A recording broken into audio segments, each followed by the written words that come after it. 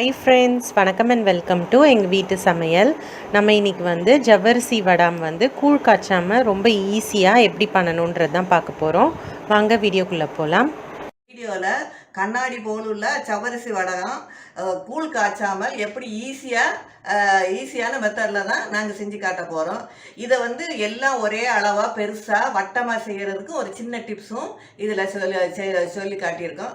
வாங்க எப்படி செய்கிறோன்னு பார்ப்போம். இதுக்கு வந்து நம்ம ஜவ்வரிசி எடுத்துக்கணும். மாவு ஜவ்வரிசியாக இருந்ததுன்னா இது ரொம்ப நல்லது. ஜவ்வரிசி வந்து ஒரு 200 கிராம் போல் நம்ம எடுத்து வச்சுக்கலாம். இதை வந்து நம்ம நல்லா ஒரு 2 டைம் ஆகுது நல்லா தண்ணி போட்டு நல்லா கழுவிக்கணும்.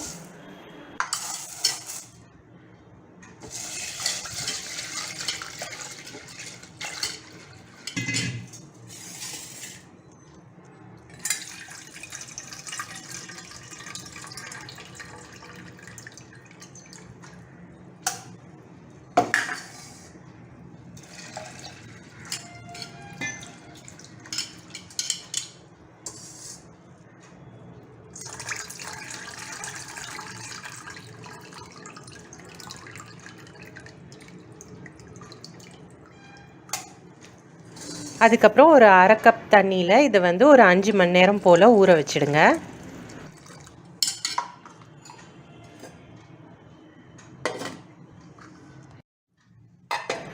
இப்போது நம்ம வந்து ஒரு 4 மணிக்காக நம்ம வந்து ஊற வச்சோம் அப்படின்னா ஒரு 9 மணி போல் நீங்கள் எடுத்து பாருங்கள், இந்த மாதிரி இருக்கும். இப்போ என்ன பண்ணோம் அப்படின்னா ஒரு 7 கப் அளவுக்கு தண்ணி எடுத்துக்கணும். எந்த கப்பில் நம்ம ஜவ்வரிசி எடுத்தோமோ அதே கப்பில் 7 மடங்கு போல் தண்ணி அதை எடுத்து அதை நல்லா கொதிக்க வச்சுக்கணும்.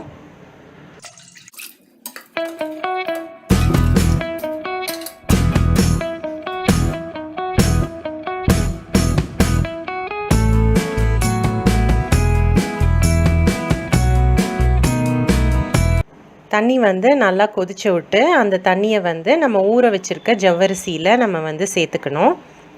இப்போ வந்து அதை காலையில் வரைக்கும் நம்ம அப்படியே விட்டுடலாம்.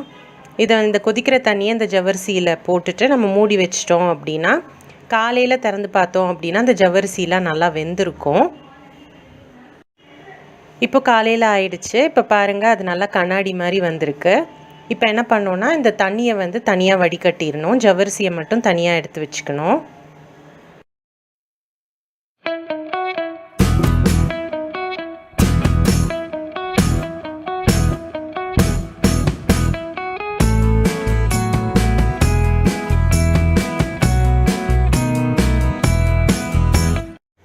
இப்போது இதை வந்து மிக்சியில் போட்டு நல்லா அரைச்சிக்கலாம். இது வந்து நல்லா மையாக கூழ் மாதிரி ஆகிடும்.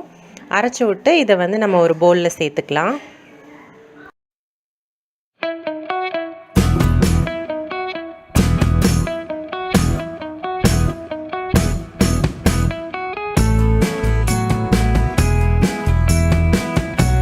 இப்போது இது கூட நம்ம ஊற வச்சோம் இல்லையா தண்ணி, அதை தனியாக எடுத்துகிட்டு தானே நம்ம இந்த ஜவ்வரிசியை மட்டும் அரைச்சோம். அந்த தண்ணியை வந்து இதோட நல்லா சேர்த்து மிக்ஸ் பண்ணி வச்சுக்குவோம். ஒரு 5 பச்சை மிளகாய் வந்து நல்லா அரைச்சதை சேர்த்துக்கலாம். 1/2 ஸ்பூன் உப்பு சேர்த்துக்கலாம். அந்த புளிப்பு சுவை தேவை அப்படின்றனால ஒரு 1/2 மூடி எலுமிச்சம்பழத்தையும் இதை வந்து புளிஞ்சு விட்டுக்குவோம். இதில் புளிஞ்சு விட்டுட்டு இதை நல்லா மிக்ஸ் பண்ணிக்கலாம்.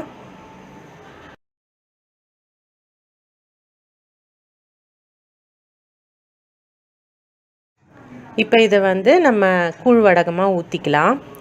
இதை வந்து நம்ம டைரெக்டாகவும் ஊற்றலாம். அப்படி இல்லைன்னா இந்த மிக்சி ஜாரில் இருக்கிற கேஸ்கெட் இருக்குது இல்லையா, அதை நம்ம வந்து வச்சுக்கிட்டோம் அப்படின்னா அதுக்குள்ளே நம்ம வந்து ஊற்றினோன்னா உங்களுக்கு நல்ல ரவுண்ட் ஷேப்பாக பெருசாக கிடைக்கும். அப்போ நீங்கள் பொரிக்கும் போது நம்ம இந்த எக்ஸிபிஷன்லலாம் பொரிச்சு கொடுப்பாங்க இல்லையா, அந்த அப்பளம் மாதிரி நல்லா பெருசாக வந்து உங்களுக்கு விரியும். ஸோ அதுக்காக தான் இந்த டெக்னிக்கு.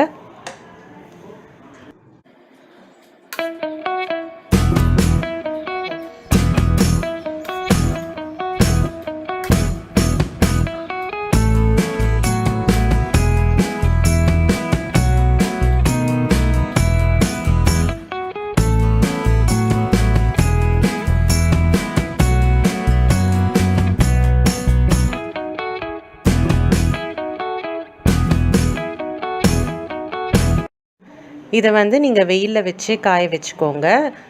நல்லா வந்து காஞ்சோன்னு நீங்கள் எடுத்து பொரிச்சிக்கலாம்.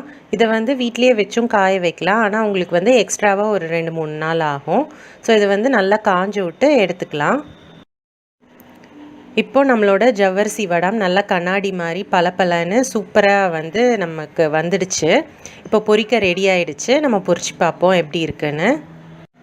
இது வந்து நம்ம அந்த கேஸ்கெட் வச்சு ஊற்றுனனால நல்லா பெருசாக ரவுண்டாக இருக்கும். நமக்கு நல்லா ஓரளவுக்கு பெருசாகவே விரிஞ்சு வரும். உங்களுக்கு கடுக்குன்னுலாம் நடுவில் இருக்காது. நல்லா அப்படியே மொறுமொறுப்பாக சூப்பராக இருக்கும். ரொம்ப ஈஸியான மெத்தடு. ஸோ நம்ம ஜஸ்ட்டு ஜவ்வரிசியை ஊற வச்சுட்டு நெக்ஸ்ட் நாள் காலையில் அரைச்சி நம்ம பச்சை மிளகா காரம்லாம் சேர்த்து நம்ம காய வச்சிட்டோம் அப்படின்னாலே நமக்கு ரெடி ஆகிடுது. ஸோ இந்த சிம்பிள் மெத்தடை இந்த வெயில் காலத்தில் மிஸ் பண்ணாமல் நீங்களும் ட்ரை பண்ணி பாருங்கள். ட்ரை பண்ணிவிட்டு உங்களோட ஃபீட்பேக்கை எங்களுக்கு கமெண்ட்ஸில் போடுங்க. இந்த வீடியோ உங்களுக்கு பிடிச்சிருந்ததுன்னா லைக் பண்ணுங்கள், ஷேர் பண்ணுங்கள், சப்ஸ்கிரைப் பண்ணுங்கள். மறக்காமல் பெல் பட்டனையும் டேப் பண்ணுங்கள். அப்போ தான் எங்களோட ரெகுலர் அப்டேட்ஸ் உங்களுக்கு வந்து சேரும். தேங்க்யூ.